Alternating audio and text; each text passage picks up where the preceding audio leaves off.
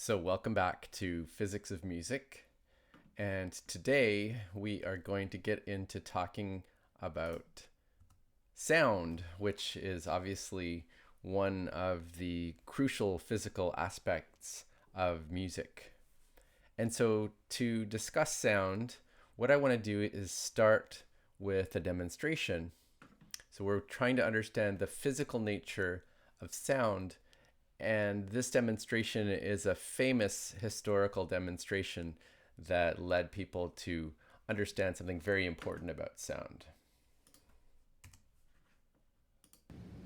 Okay, so we're here in the physics demo room, and what I have is a bell jar. It's a jar shaped like a bell, and inside the jar is an actual bell. It's an electronic bell or alarm that is connected by some wires to this switch.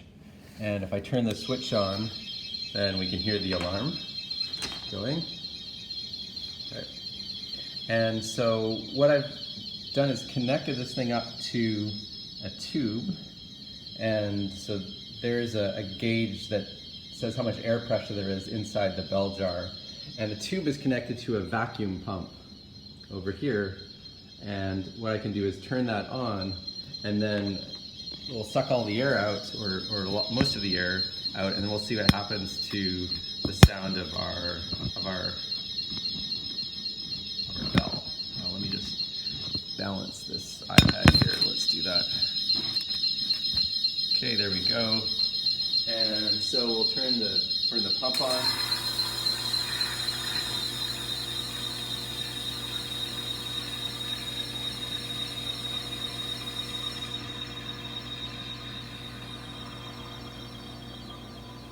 Okay, so the bell is still on, but I cannot, all I can hear is the vacuum pump. You can see the pressure gauge has gone all the way down to the bottom, so it's still going down a little bit. And so now there's much less air inside there. And so let's just turn the vacuum pump off and we'll see what it sounds like.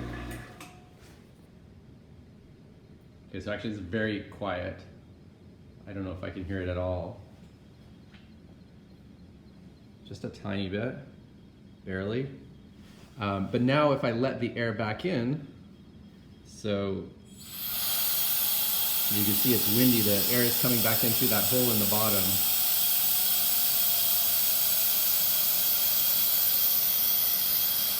There's the pressure going back up.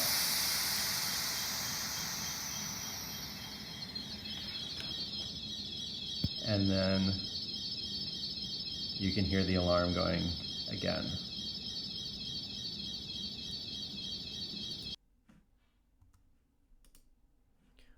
Okay, so that was a pretty clear demonstration. What was it demonstrating? So what we saw in the video is that the alarm inside the jar, if I remove the air from the jar, or most of the air from the jar, then you couldn't hear the alarm anymore. And so the basic point of that demo is that whatever is transmitting the sound from the alarm to our ears, well, if I take the air out of the jar, then it doesn't work anymore. So the air is obviously an essential part of this sound transmission. And what we are going to talk about today is how indeed sound is something to do with propagating disturbances through the air. In fact, we can understand sound as a particular kind of wave that involves the motion of air. So more generally, we can show that sound always requires some kind of medium, whether it's air or another gas or a different kind of fluid or water or a solid to be transmitted. And that's unlike another example of a wave phenomenon, which is light, that doesn't require any medium to be transmitted. So the light from the inside of the jar got out just fine even when we removed the air. Okay, so this is our key idea for today, that sound is a particular kind of wave through air.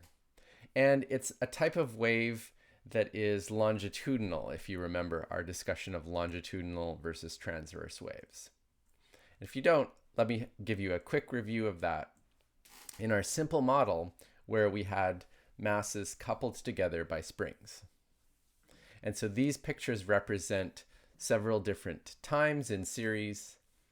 And in the top picture, what you see is that we've displaced the leftmost mass, and that squishes this first spring. So if we think about the forces that result from that, we now have a leftward force on the top left mass that will push it back to its original location. And then we have a rightward force on the second mass, because the force of that first spring is going to be larger than the force pushing back from the second spring. And so that second mass is now going to be displaced. It will accelerate and it will be displaced to the right. And then after a little while, we see that the second spring is now compressed and the process repeats. Now the third mass has a larger force from the left than the right, and its net force is to the right then. And so it gets pushed to the right, and the second mass gets pushed back to the left, back to its original location. And so we get this chain reaction that we were talking about in a previous lecture. And the net result of all of it is that we get this pulse moving from left to right. It's a type of wave pulse, and we call it a longitudinal wave because the motion of each of those masses, it's back and forth in the same direction as the wave pulse is traveling. That is the left to right direction. So just to emphasize that, if we look at the second mass here and we look at what it does with time, it's just sitting there for a while, then it moves to the right, and then it moves back to the left, and then it stays there. Okay. In a realistic situation, it might oscillate a little bit before it settles back down to its original position. And that's the same thing that happens with all the other masses. So looking at the fourth mass here, it stays and then it moves to the right and then back to the left. Okay, so I want to actually demonstrate this, and let's do that not with a bunch of masses connected by springs, but with something that's very much equivalent to that, which is a slinky. Okay, so here we see a slinky. It's basically just a long metal coil. And so here you can think of it as a big long spring, but it also has mass. So a segment of the slinky here will have some mass. And so it really behaves a lot like that simple model that we just were looking at. Okay. And so what I can do with a slinky is basically just send some, I'm going to move the left end here. Let's do that. So I can move the left end, and I can send a little wave pulse down towards the end of this slinky. Okay, so there we go. And so we can watch that as it goes all the way down. And so this is basically just the same thing. I compress. What happens is that a little bit of the slinky gets compressed, and then that causes a force on the next part of the slinky, which causes those to get compressed, and then that next part pushes the next part, and so forth. And then it travels all the way down. Okay, so let's do that a few more times. The other thing I could do, instead of just sending one pulse at a time, is to send a series of pulses. Okay, so this is just a sinusoidal motion of my hand, so I can move my hand back and forth here. And so what that ends up producing is that's going to be a sinusoidal traveling wave down the slinky. Okay, so just like we were talking about during the last video. Okay. So it turns out that sound waves in air are very similar. By the way, if you want to have a look at that same slinky demo in slow motion, I'll put a link below to a video that you can watch. But I want to now tell you about how sound waves in air are almost exactly the same as these slinky waves that we were just watching. So here is our original model with the masses and springs. With the slinky, it's just kind of the same thing, except the mass is really just the mass of the various parts of the slinky. And so this is a snapshot of the slinky at some point during the wave pulse, where we have some of the coils compressed, and then these ones are stretched a little bit.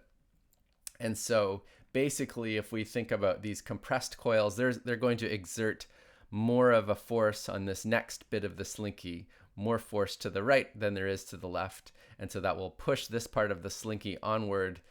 And these same coils pushed together are going to push back on, say, this coil here, which has less of a force from the left. And so that will return to its equilibrium position. Okay, and so the reason that air is very much like this, or the sound waves in air would be very much like that, is that in a sound wave in air, what we have is just some of the air molecules are going to be displaced. So in this case, some of the air molecules are displaced from this region, which looks whiter, to this region, which you can see has more air molecules. Okay, and so what ends up happening is that these air molecules bunched up end up exerting additional forces on the next group of air molecules and cause them to bunch up. And similarly, they exert forces backwards on these air molecules, sending them back to their original locations. But I want to get into more detail in the next video about exactly how we can understand these forces of air molecules, because I think it's a little harder for us to imagine air exerting forces on things, especially other air molecules, than it is for us to imagine springs or slinkies exerting forces. So that's the subject of the next video, will be how do we understand these forces of air that allow sound waves to exist.